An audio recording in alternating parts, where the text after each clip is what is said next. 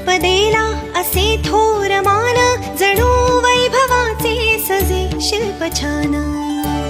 सुवर्णाची या ग्राहका नम्र राहे, असे सर्व भूमंडळी एक आहे. गणेश रामचंद्र आपटे, मंगळवार पेठ आणि लकी चौक. आणि आता नव्या अलंकारांसह नवे दालन, रामकुटी 7 रस्ता सोलापूर. गणेश रामचंद्र आपटे.